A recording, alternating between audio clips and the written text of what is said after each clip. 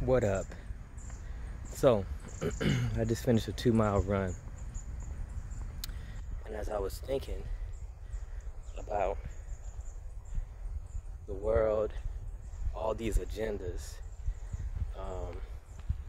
thinking about teaching sexuality in schools, and there's a lot of things that you could teach people, right? But creating the proper environment, the proper maturity to be able to discuss things is real important. But I'm sort of getting off topic. Really, I just wanted to highlight this.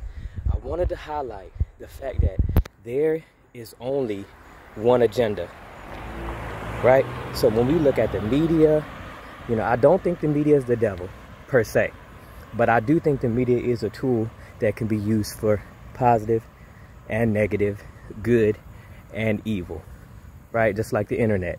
We can be connected to people all over the world. We can minister to people. We can pray with people and do things that we couldn't do before the internet and social media. A lot of the political activism has been, activated by social media. But this is what I want to highlight. When it comes to people, I realize that the negativity, right, of media and how Satan uses the media to divide, whether social media, all forms of media, the way that he does that is to create all of these agendas that are an attack on your mind, spirit, body, and soul, and ultimately designed to get you and me to break the greatest commandment, right? The one that's found in Matthew, Mark, Luke, and John. Throughout the Gospels, written in different ways. But when they asked Yahushua, what is the greatest commandment? And he said that you love the Lord your God with all your heart, soul, and mind, right? With all your heart, soul, and mind, and to love your neighbor as yourself. And he said the second is like unto the first. So with all these agendas, what they desire to do is to get you to demonize Yahuwah's Elohim's creation, which is human beings. So there's a homosexual agenda, right? So what that's designed to do is to get people to hate gay people, from Christians to whoever, to get us to turn on one another.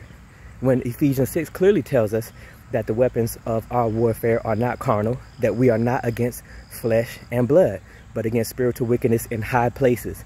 The spiritual wickedness in high places are the people who are creating these agendas. That's who is creating these agendas. But don't get it twisted.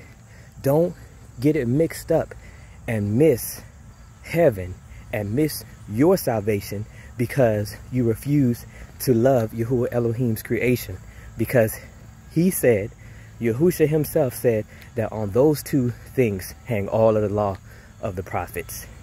So he fulfilled the law in that sense. And if we do what we're supposed to do, which is love the Lord your God with all your heart, soul, and mind, to love your neighbor as yourself, then that's how we get there. That's how we live righteously. But as long as, and let's just face it, some division is ordained by the Most High.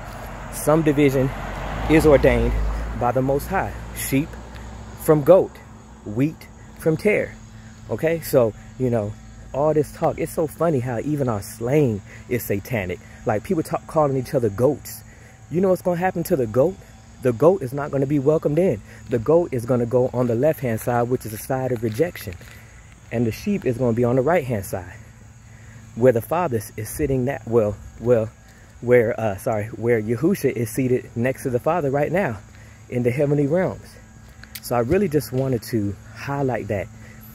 Take 5 minutes and just really ask yourself, are you falling prey to the agendas? Because if you are, then the agenda is working.